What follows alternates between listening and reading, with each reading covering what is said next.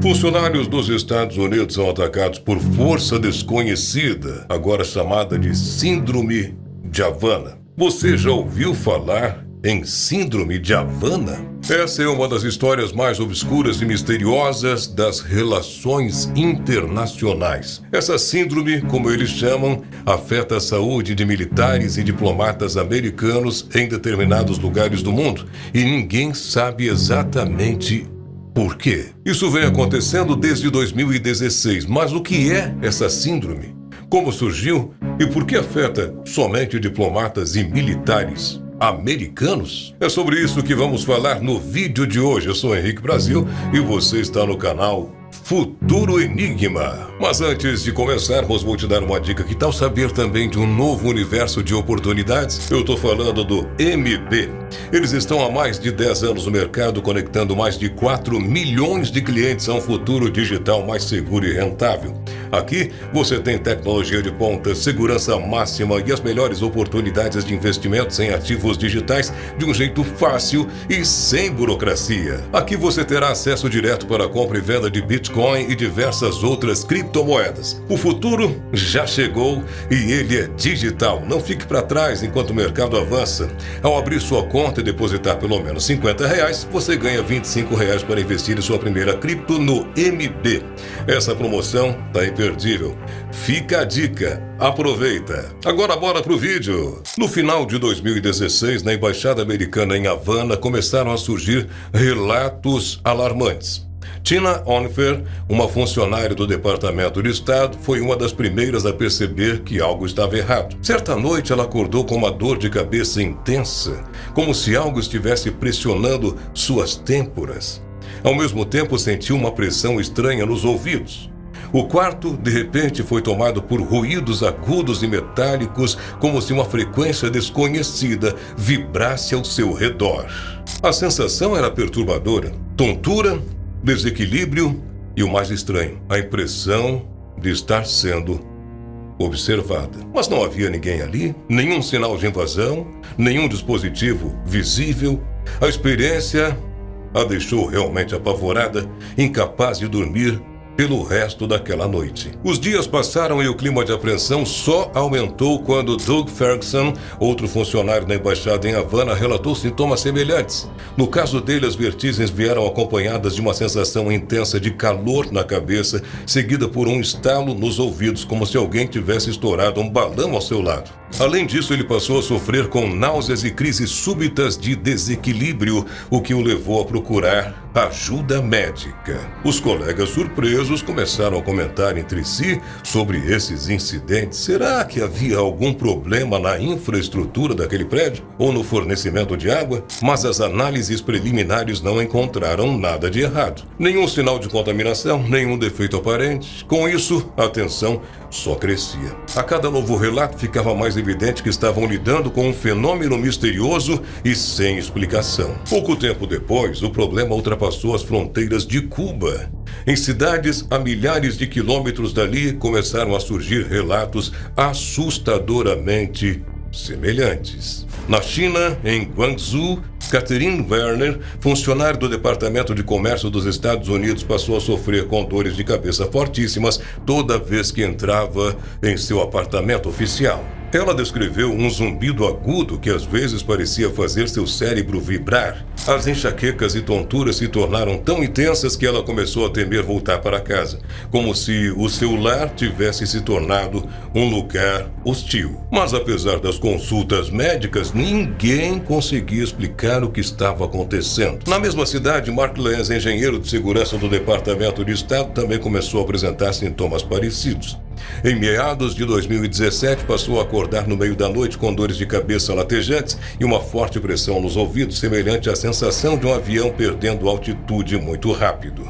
Em entrevistas posteriores, ele mencionou sons pulsantes que pareciam vir das paredes, como se sinais de alta frequência estivessem sendo direcionados a ele. Quando ligou os pontos com os relatos de Havana, ficou claro que esse fenômeno estava acontecendo em várias partes do mundo. O enigma ficou ainda maior quando, em outro continente, o veterano oficial da CIA, Mark Polymeropoulos, sofreu um episódio assustador. Em 2017, enquanto estava em Moscou, em uma missão de inteligência, ele foi tomado por uma vertigem repentina no meio da madrugada. Era um zumbido quase ensurdecedor que preencheu seus ouvidos, seguido por uma dor intensa na parte de trás da cabeça. Acostumado a situações de alto risco, Mark tentou manter a calma, mas não conseguiu resistir àquele ataque silencioso. Mesmo depois de retornar aos Estados Unidos, continuou sofrendo com enxaquecas constantes e terríveis e problemas de equilíbrio, tornando sua vida um verdadeiro desafio. Anos depois, seu depoimento público reforçou ainda mais a gravidade dessa ameaça invisível que parecia se espalhar pelo mundo. Enquanto isso, em Havana, os relatos na Embaixada dos Estados Unidos não paravam de crescer, não paravam de aumentar. O padrão era sempre o mesmo: um zumbido ou um estado agudo no meio da noite, seguido por dores fortes de cabeça, tontura, náusea e uma estranha sensação de alerta, como se estivesse sendo observado ou monitorado. Tina Oliver e Doug Ferguson não foram os únicos a passar por isso. Muitos outros colegas também sofreram os mesmos sintomas, mas preferiram manter o anonimato com medo de serem desacreditados ou considerados alarmistas. Nos corredores da embaixada começaram a trocar confidências e a buscar maneiras de se proteger. Alguns passaram a dormir com protetores de ouvido, enquanto outros registravam detalhadamente cada episódio na esperança de encontrar algum padrão entre os casos. À medida que a imprensa começou a divulgar o caso, o fenômeno então ganhou um nome oficial: Síndrome de Havana. E com o passar do tempo, o caso foi ficando ainda mais sombrio. A sensação de vulnerabilidade não se restringia mais às embaixadas, agora atingia também as famílias dos funcionários. O medo de serem as próximas vítimas era uma angústia constante e, como era de se esperar, as teorias começaram a se espalhar rapidamente. Falava-se em armas sônicas, emissões de micro-ondas, ataques invisíveis, mas, na prática, nenhuma prova concreta foi encontrada disso. Relatos sobre aparelhos suspeitos em carros estacionados perto dos prédios surgiam com frequência. Histórias de passos misteriosos no jardim no silêncio da noite aumentavam a paranoia toda. No entanto, sempre que algo era investigado, nada parecia tangível, nada incontestável. Os depoimentos de Tina e Doug em Havana, de Catherine e Mark na China e do outro Mark em Moscou conectaram pontos distantes no mapa. A cada novo caso, a situação ficava mais assustadora. De Cuba à Rússia, passando pela Áustria e outros países, os sintomas e o terror noturno se repetiam como ecos de uma ameaça invisível, talvez até organizada e programada. Funcionários acostumados à rotina diplomática passaram a temer a própria hora de ir dormir. As noites, antes tranquilas, agora eram um território de risco, sofrimento e incerteza. Enquanto cientistas, médicos e agentes de inteligência tentavam encontrar respostas, tudo ficava pior.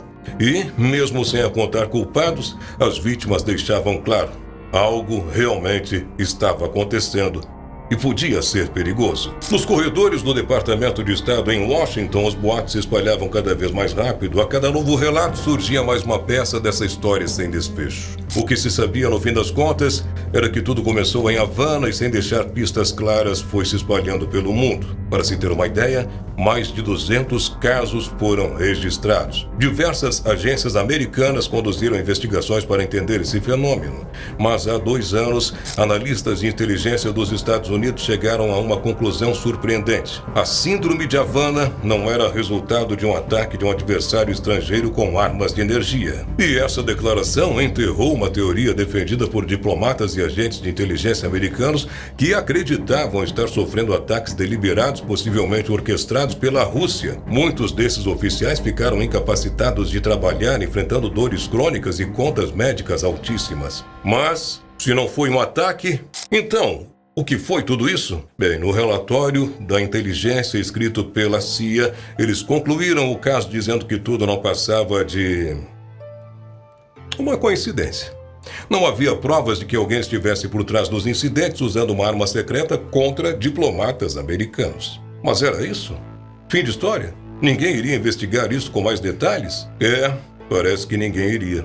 Mas novas informações vieram à tona, levando alguns membros da comunidade de inteligência a rever suas conclusões. E um novo relatório reabriu a possibilidade de que a síndrome de Havana tenha sido, sim, causada por uma arma misteriosa, possivelmente utilizada por um inimigo estrangeiro. Na Casa Branca, altos funcionários do governo estavam mais convencidos dessa hipótese do que os analistas das agências de inteligência. Se fosse comprovado que a Rússia ou qualquer outro país estivesse por trás desses ataques, as consequências geopolíticas seriam realmente muito graves. Washington se veria obrigada a reagir com firmeza. Os primeiros sinais de ruptura no consenso sobre a síndrome de Havana surgiram em novembro de 2024, quando 6 vítimas, todas ligadas à comunidade de inteligência, foram convidadas para a reunião na sala de situação da Casa Branca. O encontro foi organizado por altos membros do Conselho de Segurança Nacional que, após revisar os mesmos dados do relatório oficial de 2003, acreditavam que a hipótese de um ataque tinha sido descartada rápido demais. Além disso, havia um sentimento de que as vítimas haviam sido difamadas e negligenciadas sem receber o devido tratamento médico. Então, como um gesto simbólico, os organizadores da reunião colocaram a primeira vítima conhecida da síndrome de Havana na cabeceira da mesa, um lugar normalmente reservado ao presidente dos Estados Unidos. O objetivo oficial do encontro era ajudar a criar diretrizes para o novo governo que estava prestes a assumir. Mas, além disso, os funcionários da Casa Branca tinham uma atualização importante. Novas informações enfraqueciam as conclusões do relatório de 2023. Para as vítimas, essa revelação trazia um senso de justiça. Embora os funcionários da Casa Branca não tenham afirmado diretamente que uma potência estrangeira estava por trás da síndrome de Havana, a impressão das vítimas era bem outra. Elas acreditavam que a equipe do presidente Joe Biden, que estava de saída, suspeitava fortemente dessa possibilidade e pretendia pressionar as agências de inteligência a reavaliarem o caso. Entre os presentes estava Mark, o oficial da CIA ferido em Moscou em 2017. Para ele, o Conselho de Segurança Nacional sempre foi um dos poucos defensores das vítimas dentro do governo. Uma das razões para a comunidade de inteligência ter chegado a uma conclusão tão categórica sobre a síndrome de Havana foi a crença de que a existência de uma arma de energia capaz de causar os ferimentos relatados pelas vítimas era algo implausível e sem evidências concretas. No entanto, durante a reunião na sala de situação da Casa Branca, as vítimas e os funcionários presentes questionaram se essa suposição realmente fazia sentido. Um painel independente de especialistas, convocado pela própria comunidade de inteligência, havia sugerido que uma arma de energia pulsada poderia, sim, usar radiofrequência para gerar sintomas de saúde nas vítimas. Alguns membros do Conselho de Segurança Nacional sempre acreditaram que essa análise não recebeu a devida atenção e que foi ofuscada pelo relatório oficial liderado pela CIA. No entanto, a própria CIA afirmava estar aberta a novas evidências que pudessem surgir no futuro. Se um adversário estrangeiro fosse flagrado desenvolvendo esse tipo de tecnologia, isso poderia mudar completamente o entendimento da situação. E foi exatamente isso que parece ter acontecido recentemente. O gabinete do diretor de inteligência nacional divulgou uma atualização do relatório de 2023 e agora as agências de inteligência já não estão tão seguras de que a síndrome de Havana não tenha sido causada por um autor estrangeiro. 2 dessas agências mudaram sua avaliação e passaram a considerar que existe uma chance real de que um pequeno número de casos tenha sido, de fato, resultado de um ataque externo. Segundo um oficial de inteligência, novas informações indicam que certos autores estrangeiros não identificados estão avançando em pesquisas no desenvolvimento de armas que poderiam causar esses efeitos. Uma das agências chegou à conclusão de que há 50% de chance de que um estrangeiro tenha usado um protótipo ou uma nova arma para atingir funcionários do governo americano e seus familiares. Outra agência avaliou que há uma possibilidade significativa de que uma arma desse tipo tenha sido desenvolvida, mas considerou improvável que ela já tenha sido utilizada. Pode parecer um detalhe pequeno, mas essa mudança de posição é muito significativa. Afinal, sai-se de uma certeza absoluta de que não havia arma nem ataque para um cenário de 50% de chance de que algo assim realmente possa ter ocorrido.